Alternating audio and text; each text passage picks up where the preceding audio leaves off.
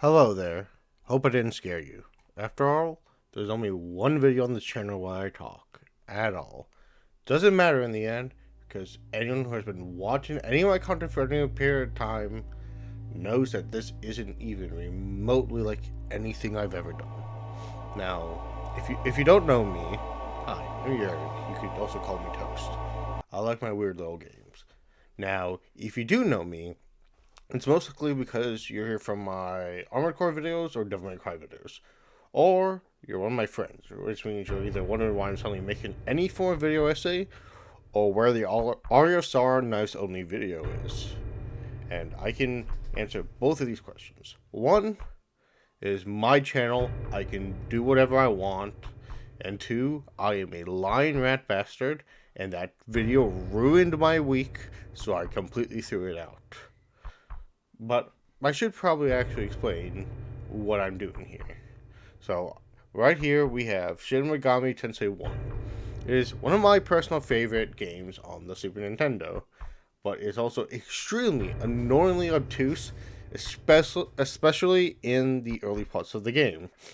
So I decided to make a little video that's cataloging what I find to be the best way to get through this first act, while also slowly losing my mind.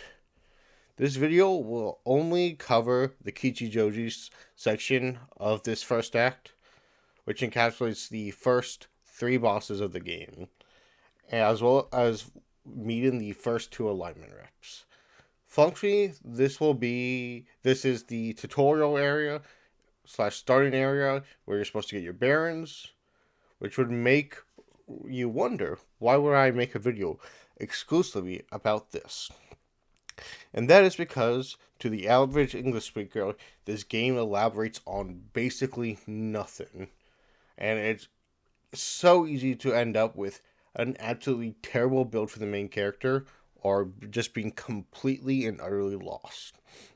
Now, I have played this game's beginning way too many times, and I would like to think that I'm pretty well versed in how to go about this. This video will specifically be about the Super Nintendo version and not any other version. So don't expect most of the stuff I pull off here to work on the PlayStation 1 version or the Game Boy Advance version or whatever weird version you've decided to play, like the, I don't know, Leapfrog version. This video is also primarily directed towards people who have not played any kind of old JRPG and don't know the bullshit that you can pull off in these games. Which means, if you are familiar with other games that have come out during this time period, you will probably not need this.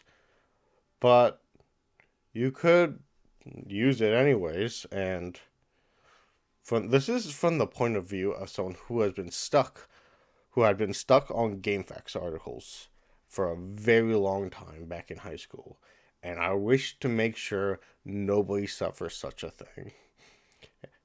And yes, this is all going to be one take, and you are going to get a lot of stuttering and mess ups. I don't care. I'm not recording a second take of this. Now, my final foreword, though, is that while I'll mostly be glossing over all the plot details, there will be spoilers, especially if I make any other videos of this, which I do not know if I will be doing. Now, let's begin the madness. This game, well, can only really be only really can be described as probably the brain of the average politician, with just white walls. But we get to start with the fun part now. The Devil Wall from Final Fantasy IV shows up and asks for our name, which I promptly give him my name, my social security number, and all my personal information. And much like the average psychic, he proceeds to say I have latent power. Unlike the average psychic, though, this is actually true, and he doesn't just steal all my personal information. Now, stats for the main character specifically are one of the biggest hiccups that can happen. Because the main character cannot use magic in any way. And I do not know if this works like other versions of the game where the intelligence stat actually helps with negotiations. I don't really care enough to look it up.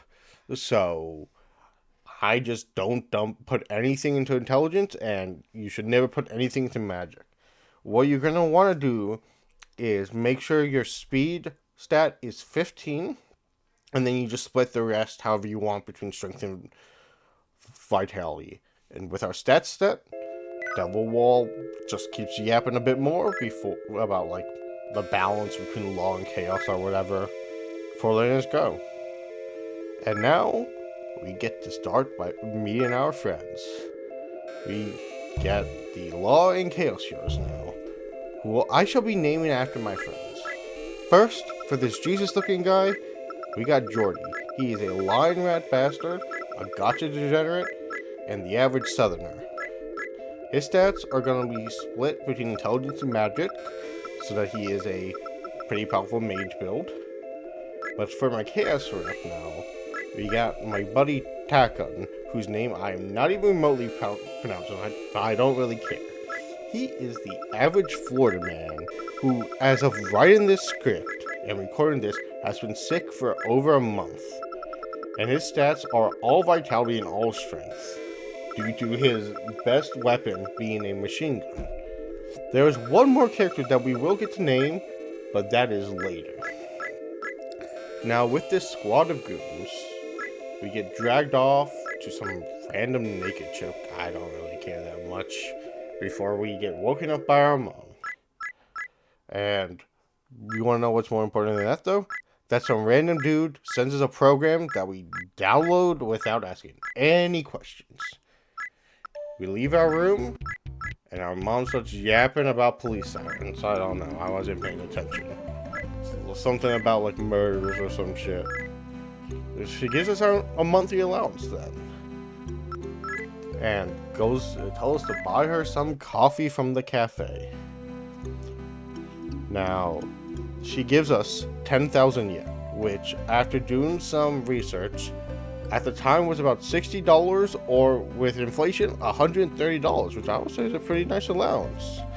And after being sent out of our room, we are now able to roam free. But you can see me stop to go look up the conversion from yen to US dollars. But before we do anything at all, we gotta go up to Pascal the dog and talk to him. This is very important. Always talk to him. Never don't talk to Pascal the dog. No, it doesn't do anything, but it is still important in my opinion. Now, with leaving our house, we now just make a beeline to the right. The plus-shaped building, that is the mall, and will be our kind of hub of sorts for this segment. Now, the first thing I always do is I go straight for the survival store, buy the drugstore and the cafe, and get the full set of armor. Now, it's not exactly needed this early, but you know, it's better to have it now than later. Now, we will not be buying any medicine at all. It is not needed. It is not necessary. This early in the game, we do not need it at all. And then I walk out the survival store, and I just turn the corner, and some random jackass is getting jumped by a demon, I guess, who then has the gall to bite me. Now, after he runs away, we do get to nick the guy's knife. Do not forget to equip it, though. That is very important. Now, finally, we do in fact go to the cafe. It's just, you go in, you walk straight to the back room, and talk to the guy. He will then send the coffee to your house. After that, there's not much else to do, but just go straight back to the house. And of course, don't forget to talk to Pascal. Always talk to the dog. Now, Mom goes on a whole thing about it not be safe to walk alone because a girl just got killed or something. They're probably telling us we should go and walk the dog sometime. Doesn't matter. Back to bed we go. Another dream. Yay. And would you look at that? We got our goons with us. The goon squad has reunited. As well as that one naked chick. I don't care what she says, it doesn't matter. And then, a mysterious girl is being sacrificed. This is our third party member. I decide to name her Epithet, aka Effie. She makes videos on shovelware, and she is very awesome, and you should check out her YouTube channel, which I will be putting in the description.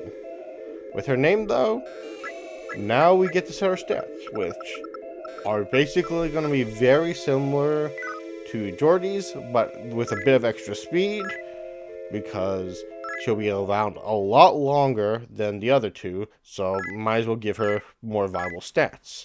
She says some stuff about us being fated to be together before we wake up. This time, we get to download the auto map skill, which will let us show a map of whatever dungeon we're in. The specific version I'm playing gives you the auto map bound to the right bumper, but that's not true for the original version of the Super Nintendo version. And now, we are free to wander Kichijoji, where we now have, joy of joys, random encounters. And now, story-wise, this segment of the game is probably 30 minutes tops.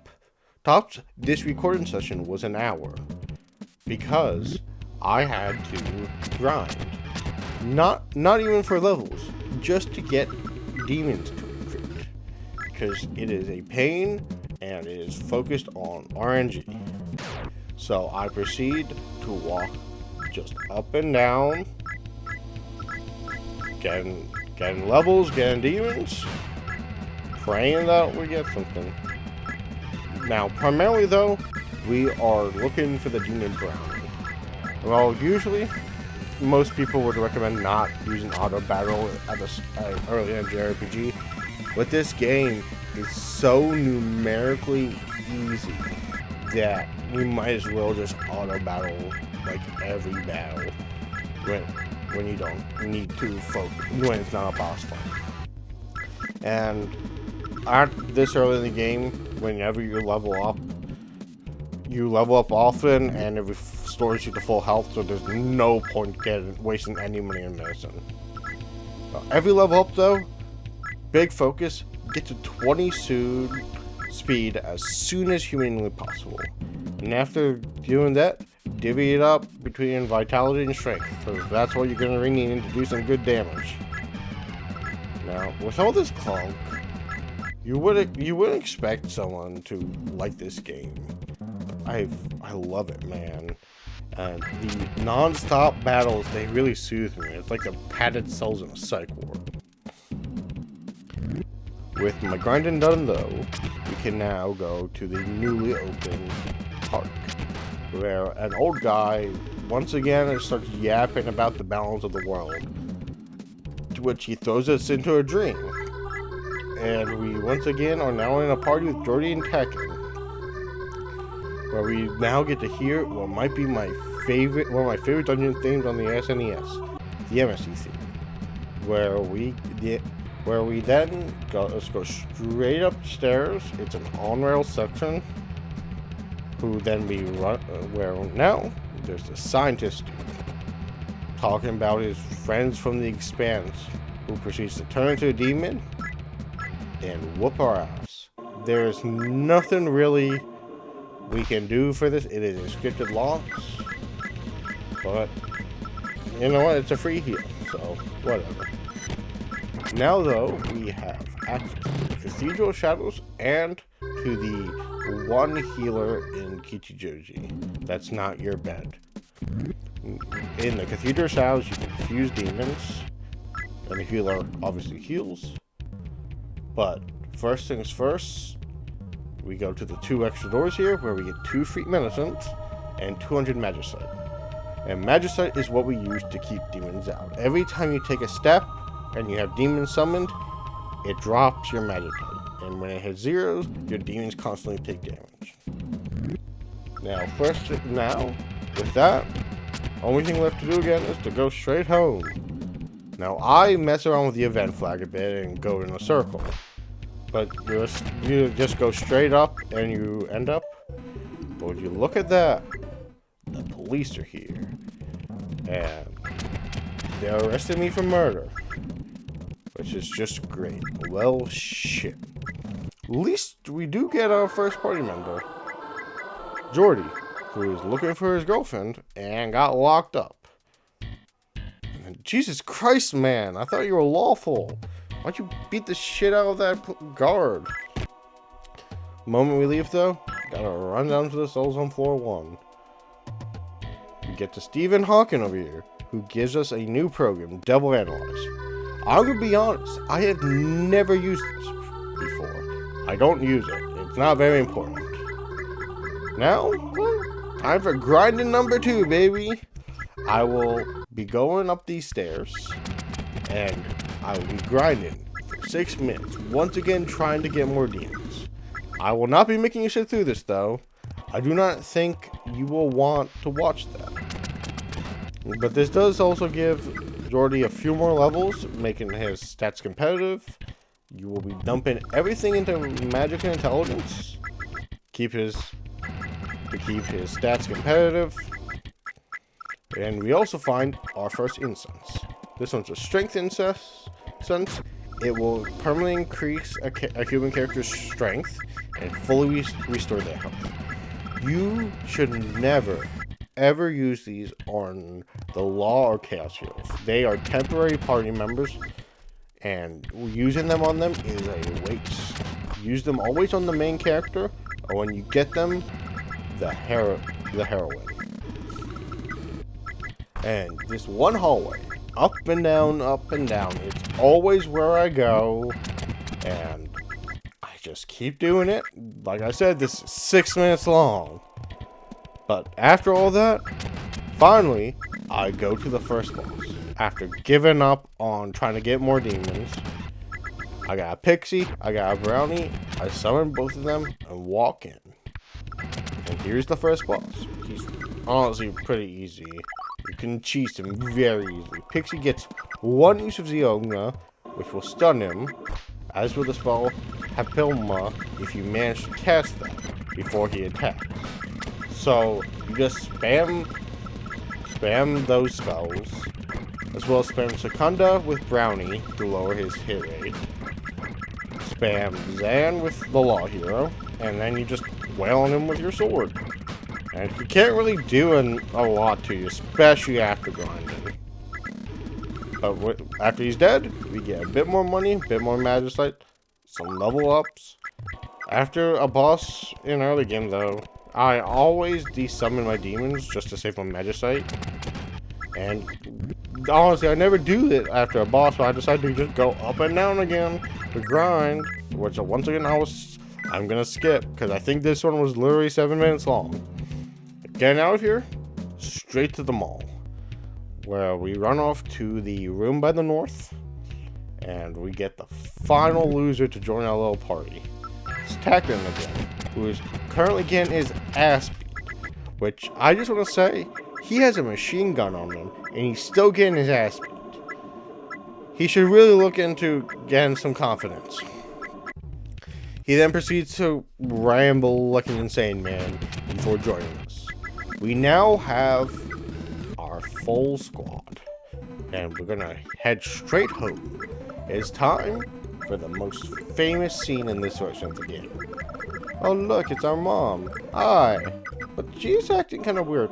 What? Oop, I guess a demon ate her. No time to be sad though, we gotta whoop some ass. Once again, this is a very, very numerically easy boss. Just send Law here to the back row because he has low defense, and you should be fine. But with that boss dead, the single most infamous line in the game, which I'm just gonna read word for word.